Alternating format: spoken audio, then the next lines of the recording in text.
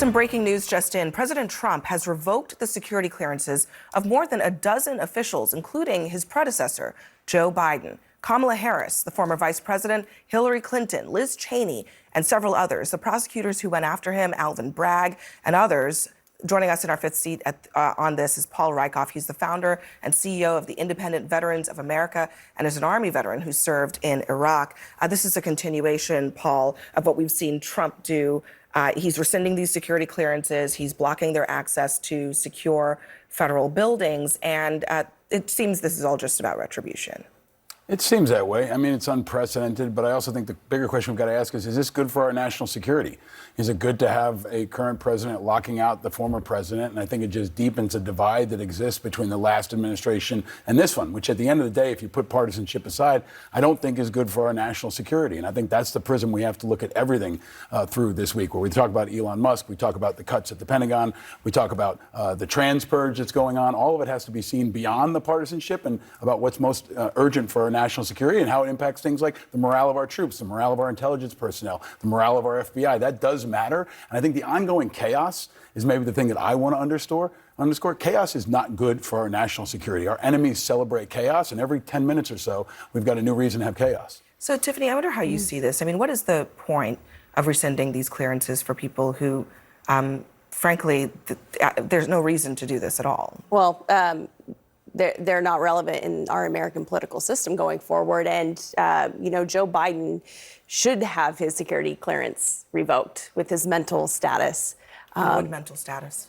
Our former president, Joe Biden, who couldn't string a sentence together, who clearly showed signs. That's a bad faith argument. Yeah, that is not a bad faith argument. I want to listen. And not only that, you want to talk about chaos, the failed departure in Afghanistan, where we saw people hanging on American airplanes. There's no shortage of chaos. I will concede that. You're not going to argue with that. That Joe Biden's, he should not have a security clearance with his mental Joe Biden's status. fitness to hold the office was in question. Absolutely. But I think you would also. And that questions then his security clearance. clearance. Also concede that you actually don't know if there is, what did you say, mental decline or anything like that? You don't know what that is, or if there is any at all.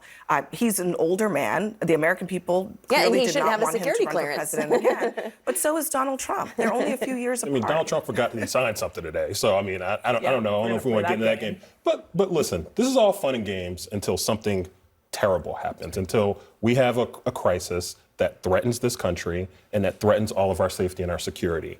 And we should be able to transition from one president administration to another without this type of disruption. I think you would agree it's not a good idea. It's not a good idea. It wouldn't be a good idea if Joe Biden would have done that to Donald Trump before.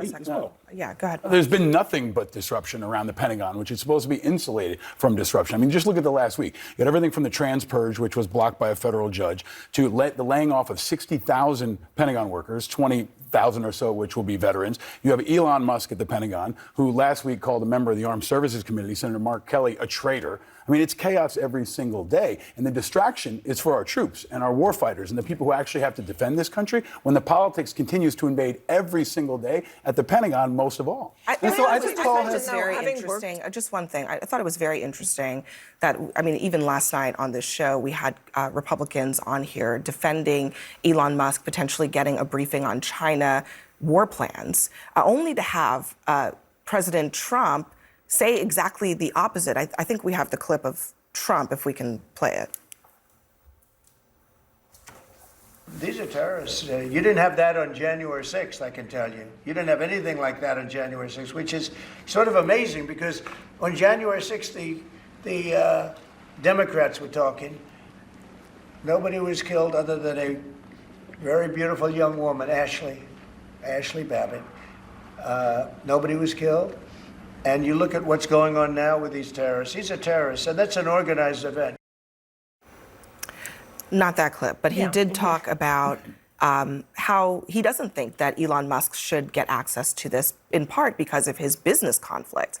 So it's either he didn't know that this was happening, or maybe he did know and pulled it back when he saw the heat he was getting. Either way, it's kind of disturbing. It is disturbing, but it's also par for the course with this president. I mean, in our last segment, we were talking about kind of throwing the Secretary of State under the bus. I mean, that's what he tends to do. I want to go to something Paul was saying, having worked in the Clinton administration. Part of the reason this has been a sort of a common thing where people maintain their security clearances and their security is our national security and intelligence is ever changing. What China is out for in terms of going after the United States today did not change just because Donald Trump is now president. You actually would want someone like Joe Biden, who's been dealing with it for the last 4 years, to be able to weigh in, if necessary, on certain things that may have been taking place under his administration. Hillary Clinton is our former Secretary of State. Again, there are actually very practical reasons. But going to the clip that we just showed, just quite briefly, it's not just that Elon Musk, he both has very clear conflicts of interest around the business. He doesn't have the security clearance. And so we're saying Yes, someone... he does.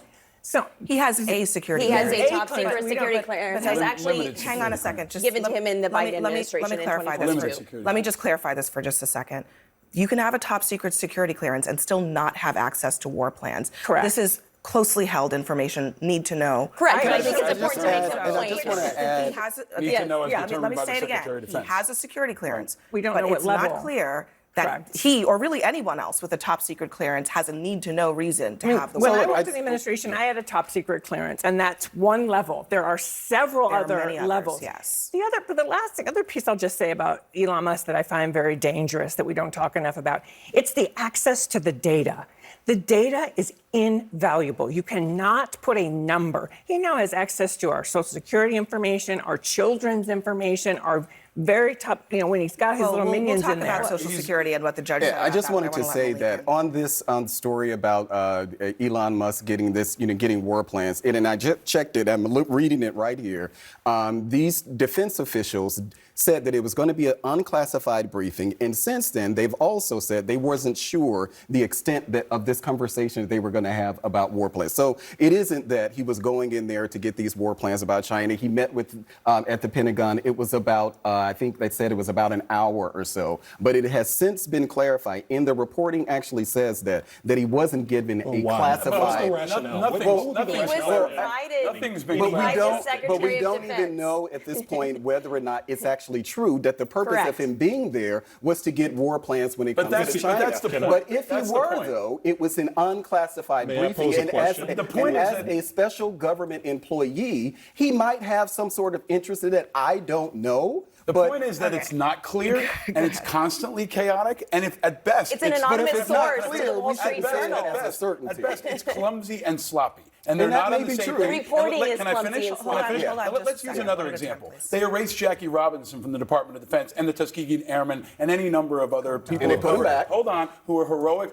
people who've served our country. They said maybe it was a mistake. The Pentagon is not a place where we can make mistakes. It's not a place with a margin of error. If they're making mistakes in that area, what are they doing in Syria? What are they doing around security clearances? What are they doing in other areas? The issue we most need to be concerned about is sloppiness and incompetence. And when people are not on the same page in our national government around national security, our enemies are celebrating. Well, I don't think removing web pages is the same as what the Pentagon or the administration doing when it comes to our foreign policy. I don't like the fact that it happened, It's a but it's culture. not the same. Joel, you were going to say something. No, I was just going to ask a question. What would actually be the rationale for someone like Elon Musk to have access to that? Like, do you feel that Elon Musk should have Access to what, though? We don't even know what that access, is. Access to anything that Pete Hegseth would have to say. He to was him. don't know. invited to the He is Pentagon. don't know supposed that. to be there to help make our government more efficient, I agree. work Yep. better. He has nothing to do with our national security. He has nothing to do Well, it with wasn't- our I don't or he know shouldn't- that. He actually shouldn't have does. He anything has to do. billions of dollars of government correct, contracts. and He's he a defense shouldn't. contractor, which is why he should be conflicted out on many of these conversations Agreed. and briefings.